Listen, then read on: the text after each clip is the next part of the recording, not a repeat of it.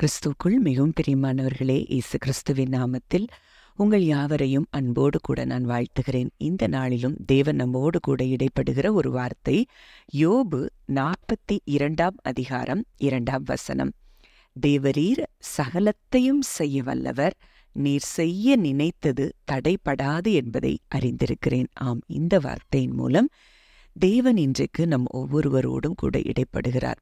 ஆம், தேவன் சகலத்தையும் செய்ய வல்லவராம். இன்றைக்கு உங்கள் வாழ்க்கையில் இந்த காரியங்கள் எல்லாம் நடக்கலை, தாமதமாகுது, எத்தனையோ வருஷங்கள் நான் காத்திருக்கிறேன் என்று சொல்லி நீங்கள் சோர்ந்து போயிருக்கலாம். ஆனால் இன்றைக்கு தேவன் அவர் எவ்வளவு வல்லமை உள்ளவர் என்பதை இன்றைக்கு உங்களுக்கு வெளிப்படுத்த விரும்புகிறார். மேலும் மார்க் 10 அதிகாரம் 27 சொல்லுகிறது, இயேசு அவர்களை பார்த்து, மனுஷரால் இது கூடாததுதான், தேவனால் இது கூடாததல்ல, தேவனாலே எல்லாம் கூடும் என்றார். ஆம், நம்ம நம்பி இருக்கிறவர் யார் என்பதை அறிந்திருந்தோமானால் நம் தேவைகளை குறித்து ஒரு நாளும் நம்ம சோர்ந்து போக மாட்டோம். ஏன்னா தேவனால் எல்லாம் கூடும் என்பதுதான் உண்மை, சத்தியம். எரேமியா 32:27 நம்ம பார்க்கிறோம், இதோ நான் மாம்சமான யாவருக்கும் தேவனாகிய கர்த்தர், என்னாலே செய்யக்கூடாத அதிசயமான காரியம் ஒன்று உண்டோ என்று சொல்லி தேவன் சொல்லுகிறதை நம்ம பார்க்கிறோம். நான் எல்லாருக்கும் தேவனாய் இருக்கிறேன், என்னால் செய்ய முடியாதுன்னு ஏதாவது ஒரு காரியம் இருக்குதா அப்படின்னு சொல்லி தேவன் கேட்கிறதை நம்ம பார்க்கிறோம். அப்போ அவ்வளோ பெரிய வல்லமையுள்ள தேவன் இன்றைக்கு நம்முடைய சூழ்நிலைகளில் இறங்கி நமக்காக அவர் பெரிய பெரிய காரியங்களை செய்து முடிக்க போகிறார் என்பதுதான் நிஜம். மேலும் அந்த வசனத்தில் அடுத்தது நம்ம பார்க்கிறோம், அவர் செய்ய நினைத்தது தடைபடாதாம். அப்போ அவர் என்ன செய்ய நினைக்கிறார் என்பதை நம்ம அறிந்திருந்தோம்னா நமக்கு பயம் வராது. அவருடைய நினைவுகளில் நம்மளை குறித்து என்ன நினைத்து கொண்டிருக்கிறார் அப்படிங்கிறத நம்ம அறிந்திருந்தோம்னா இன்றைக்கு உங்கள் பயங்கள் அப்படியே விலகி போகிறத நீங்கள் பார்க்க போறீங்க.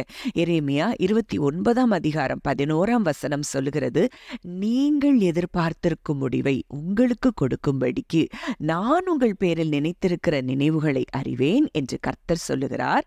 அவைகள் தீமைக்கு அல்ல, சமாதானத்துக்கு ஏதுவான நினைவுகளே. ஆமா, இன்றைக்கு அவர் எதை செய்ய நினைக்கிறாரா, நம்ம எதிர்பார்த்திருக்கும் முடிவை நமக்கு கொடுக்கும்படி நம்ம பேர்ல அவர் நினைத்திருக்கிற நினைவுகள். ஏன்னா அவர் நம்ம மேலேயே நினைவா இருக்கிறார் என்பதை நம்ம அறிந்திருக்கிறோம்.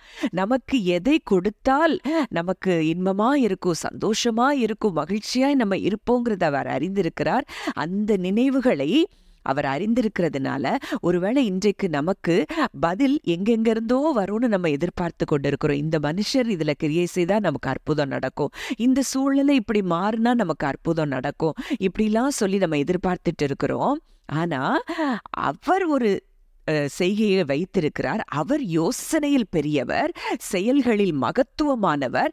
அப்போ நம்ம இன்னைக்கு எந்தெந்த இடத்துல இருந்து நமக்கு இந்த சோர்ஸ் மூலம் நமக்கு அற்புதம் நடக்கும்னு நினைக்கிறோமோ அந்த இடத்துல இருந்து ஒருவேளை வராம இருக்கலாம். ஆனா யோசனையில் பெரியவரான நம் தகப்பன் அவர் அதை செய்து முடிக்க போகிறேன் என்று சொல்லி, அப்பா நான் நம்ம நினைக்காத ஒரு இடத்துல இருந்து இன்றைக்கு நமக்கு அற்புதம் வரப்போகிறது என்பதை தான் நம்ம அறிந்து கொள்ள வேண்டும். அவைகள் தீமைக்கு அல்ல, சமாதானத்துக்கு ஏதுவான நினைவுகளை, நம்மளை குறித்து அவர் சமாதானத்துக்கு ஏதுவான நினைவுகளை தான் அவர் நினைத்து கொண்டே இருக்கிறாராம்.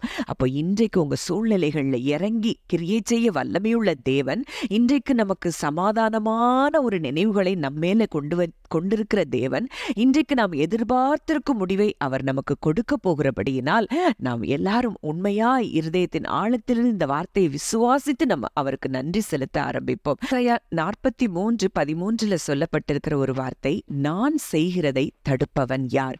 ஆமா, இன்றைக்கு அவர் நம்ம வாழ்க்கையில செய்ய தொடங்கினதை இனி ஒரு நாளும் ஒரு மனிதனும் தடுக்க முடியாது என்று சொல்லி தேவன் இன்றைக்கு நம்மோடு கூட இடைப்படுகிறார்.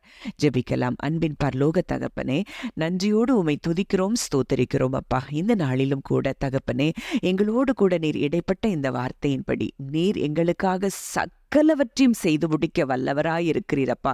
எங்க வாழ்க்கையில நாங்க எதிர்பார்த்திருக்கிற எல்லா காரியங்களிலும் நீர் இறங்கி செயல்பட்டு எங்களுக்காக ஜெயத்தை கொடுக்க நீர் வல்லவராய் இருக்கிறீர். வாக்குத்தத்தத்தை நிறைவேற்ற நீர் வல்லவராய் இருக்கிறபடியினால் நன்றியோடு உம்மை துதிக்கிறோம் அப்பா. இனி நீர் செய்ய நினைத்தவைகள் தடைபடாது என்று சொல்லி என் கர்த்தர் எங்களுக்கு வாக்கு கொடுக்கிறீரப்பா. அந்த வாக்குத்தத்தத்திற்காக நாங்கள் நன்றி செலுத்துகிறோம். இனி நீர் செய்கிறதை ஒரு மனிதனும் தடுக்க முடியாது என்பதையும் கர்த்தர் எங்களோடு கூட பேசி இருக்கிறீர். இந்த வார்த்தைகளை நாங்கள் நிச்சயமாய் நம்புகிறோம், விசுவாசிக்கிறோம் தகப்பனே.